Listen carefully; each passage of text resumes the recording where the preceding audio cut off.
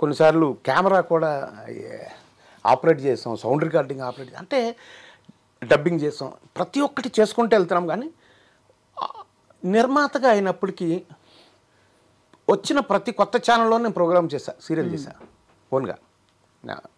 99% channels నాకు డబ్బులు ఎగ్గొట్టాయి. అవన్నీ కలిసి ఒకనొక రోజున కూర్చొని చూస్తే ఆ రోజుకి 98 లక్షల రూపాయలు ఉన్నాయి నాకు రావాల్సిన రెమ్యునరేషన్స్. 98 lakhs అంటే నేను ఎంత కష్టపడ్డాను, నా ప్రీషియస్ లైఫ్ స్ట్రెంగ్త్. రావాల్సిన రెమ్యునరేషన్ అంటే ఏంటి సార్? నాకు వాళ్ళకు పనిచేసినప్పుడు నాకు రావాల్సిన రాలేదా? ఈ రోజుకి రాలే, ఇంకెప్పటికి రాదు. అది ఎందుకు అలా అయింది? అది ఎందుకు అలా అయిందంటే, నేను వీడు పోరాటం చేయలేడు, చేసినా నన్ను గెలవలేడు, వాడు అర్భకుడు, వాడికి బలం లేదు అనుకుని ఉన్నప్పుడు, అప్పుడు ఒకనొక రోజు కూర్చుంటే, అంటే నేను కూడా సామాన్యమైన కామన్ మ్యాన్ కదా, నాకు బాధ్యతలు ఉంటాయి, నాకు డబ్బు అవసరాలు ఉంటాయి, బాధ్యతలు ఉంటాయి కదా, వాటి నుంచి పారిపోలేంగా. అవును కదా. చూసి ఒకరోజు కూర్చుంటే అన్నీ చేస్తే అన్ని ఛానల్స్ 98 lakhs. నో, ఇది కరెక్ట్ కాదు. ఈ రోజు నుంచి సొంతంగా ఓన్ ప్రొడక్షన్ అనేది చేయకూడదు. అంటే చేసినంతకాలం మిగిలిన అన్ని వ్యాపకాలకి దూరంగా వెళ్ళాలి. ఆర్టిస్ట్గా కావచ్చు, ఇంకా రైటర్గా కావచ్చు, డైరెక్టర్గా కావచ్చు. ప్రోగ్రామ్ చేసిన తర్వాత, ఆ సీరియల్ అయిపోయిన తర్వాత డబ్బులకి కలెక్ట్ చేసుకోవడానికి మళ్ళీ కొన్ని ఏళ్ళు. సో లైఫ్ అంతా వెళ్ళిపోతుంది. నో, వద్దు అని ఒక రకమైన కసి ఉంటుంది కదా నాకు కూడా. మామూలు మనిషిని కదా, ఉప్పు కారం కసితోటి నా జీవితంలో ఎదురైన సంఘటనలు నన్ను ఇబ్బంది పెడతా. అంటే ఒళ్ళంతా రక్తం గాయాలు అయిపోయినప్పుడు దాంట్లోంచి కొంచెం కసి వచ్చి, నేను చలనచిత్ర పరిశ్రమలో నేను ఒక వాచ్మ్యాన్ని. I'm observing each good and bad in this industry, watching.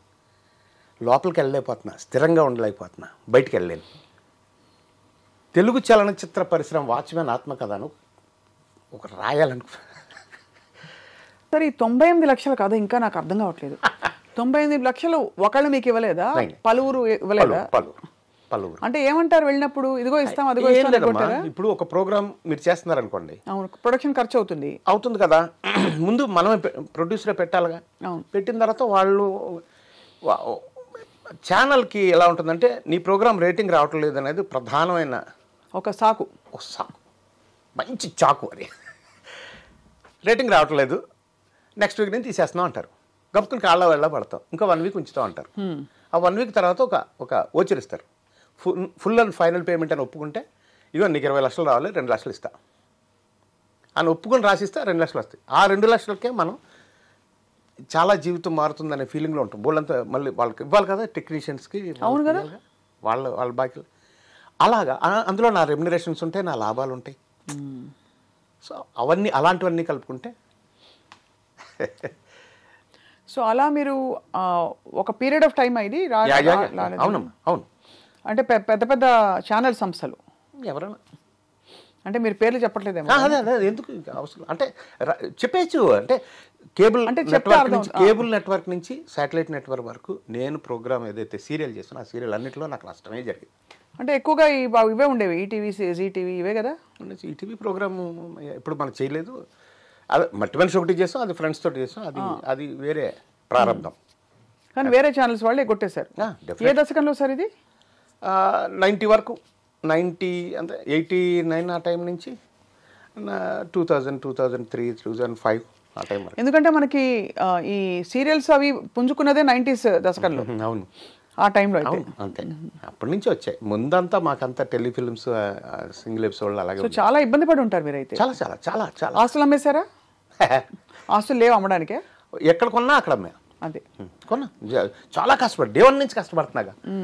రోజుకు 150 రూపాయల నుంచి, రోజుకు 300 దగ్గర నుంచి, రోజుకు 500 దగ్గర నుంచి అలా తీసుకొని, ఒక్కొక్క వర్క్కి ఒక 500 దగ్గర నుంచి 1500 దగ్గర నుంచి అలా తీసుకున్న. ఎక్కడ పడితే అక్కడ కొన్నాను నేను. అలా మీరు ఎక్కడ పడితే అక్కడ పోయినాయి. అమ్మో, చాలా స్ట్రగుల్ సార్ లైఫ్. ఈ టైంలో అంతా మీకు వేరే ఆలోచన రాలేదు? మీరు అంటే ఇంకో ఫీల్డ్లోకి వెళ్దాం, ఇంకోటి ఏదైనా చూసుకుందాం, ఎట్లా వెళ్ళగలనమ్మా? ఇది ఈ కలలు కన్నదే ఈ జీవితం కదా, బతుకుతున్నదే దీని గురించి. వేరే చోటుకి వెళ్ళాలంటే ఇంక మనం ఉన్న అంటే లేకపోయినట్టు. కరెక్టే. ఎట్లా వెళ్ళగలుగుతాం? ఉంటే ఇలాగే ఉండాలి, బతకాలి, లేదంటే వేస్ట్ అనిపిస్తుంది. అవును, నేను చాలా తక్కువ టైం నేను జాబ్ చేసింది, అది కూడా రిపోర్టర్గా పనిచేసింది. ఈనాడు పనిచేశాను, అంతకుముందు పల్లకీలో పనిచేశాను. దట్ చాలా తక్కువ టైం. ఈనాడులో పనిచేస్తున్నాను. టెలివిజన్లో ఏదో ప్రోగ్రామ్ వస్తే అట్లు రామారావు ఉండేవారు మాకు హెడ్.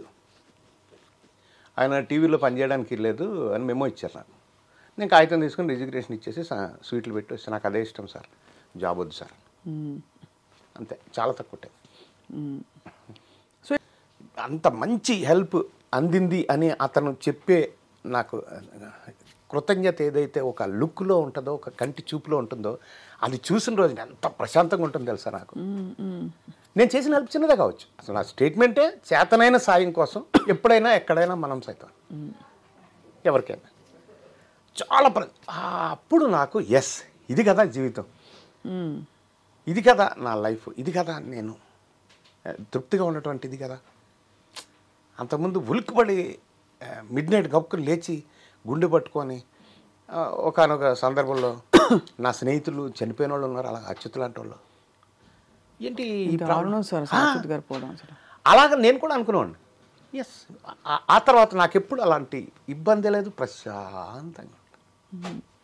కానీ ఇప్పుడు మనం సైతం సంస్థ పెట్టాక సార్, అసలు వాట్ ఈస్ ద నేచర్? ఎవరెవరికైనా సాయం చేయాలంటే ఎలాంటి సాయాలు? ఆర్థిక సాయం ఒకటి. అవునమ్మా, అన్నీ అమ్మా. అట్లే ఎలా అంటే నన్ను అడిగే వాళ్ళని బట్టి, ఇప్పుడు సపోజ్ మొన్న ఒక సినిమా ఇండస్ట్రీలో ఒక కాస్ట్యూమరు అతను ఇంట్లో పడిపోయాడు, తలకు దెబ్బ తగిలింది, ఏదో హాస్పిటల్లో జాయిన్ చేశారు. జాయిన్ చేస్తే అక్కడ వాళ్ళు తట్టుకోలేకపోతున్నారు ఫ్యామిలీ, ఒక ఆడపిల్ల, భార్య. ఏం చేయాలి? వెంటనే ప్రభుత్వ అధికారులతోటి పొంగులేటి గారిని వాళ్ళ టీంతో మాట్లాడి నిమ్స్లో ఒక బెడ్ ఖాళీ చేయించి, నిమ్స్లో 32 బెడ్లు ఉంటాయమ్మా 31 రాష్ట్రాలకి, అదే ఉంది. సో అక్కడైతేనే సీఎం రిలీఫ్ ఫండ్ నుంచి మనం ఏమైనా తెచ్చుకోవచ్చు, వాళ్ళ దగ్గర నుంచి ఏదైనా లెటర్ తేవచ్చు, ఏదైనా మాట చెప్పించవచ్చు. సో బెడ్ ఖాళీ అయినా మరో సెకండ్లో అక్కడ పేషెంట్ పెట్టేయాలి, ఎందుకంటే ప్రాణాలతో కాబట్టి వాళ్ళ పాలసీ అది. అవును. సో వేరే హాస్పిటల్ నుంచి హాస్పిటల్ వరకు మనిషిని తీసుకొచ్చి అక్కడ అవన్నీ కూడా చేయడానికి దానికి డబ్బు ఎంత అన్నది కాదు. అసలు మన పవర్ ఏంటి? పొంగిలేటి గారు వాళ్ళ టీంలో మన మనుషులు ఎలా ఉంటారు. మనం అంతకుముందు అయితే లక్ష్మారెడ్డి గారి దగ్గర నుంచి ఏ మినిస్టర్ ఉన్నా కానీ హెల్త్ మినిస్టర్ అంటే నాకు సేవ చేసిన వాళ్ళు ఎక్కువ ఉన్నారు, నా పేదవాళ్ళకి.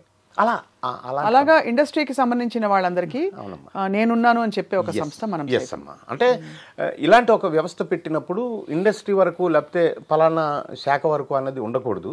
కాబట్టి ఎవరికైనా ఉంటుంది. ఎక్కువగా నా చుట్టూరు పేదవాళ్ళు ఇండస్ట్రీ వాళ్ళు ఎక్కువ ఉంటారు కాబట్టి వాళ్ళకి ఎక్కువ లబ్ధి అవుతుంది. ఇప్పుడు కేరళ ఫ్లడ్స్కి ఇంతకుముందు వచ్చినప్పుడు అక్కడికి వెళ్ళి పనిచేసి వచ్చాం, తిత్లీ తుఫాన్కి వెళ్ళి పనిచేసి వచ్చాం, కర్నూలు ఫ్లడ్స్కి వెళ్ళి పనిచేసి వచ్చాం. బట్ ఆర్టిస్టులు టెక్నీషియన్స్ ఇండస్ట్రీ వాళ్ళకి అట్లా లేదమ్మా, ఎవరికైనా ఇస్తారు. సమాజంలో ఎవరికైనా. దానికి ఒక పరిధి ఉండదు కదా సార్. ఉండదు. ఏం తృప్తి ఉంటుంది, ఎలా తృప్తి ఉంటుంది? అంటే మన దగ్గరికి వెతుక్కుంటూ వచ్చిన వాళ్ళు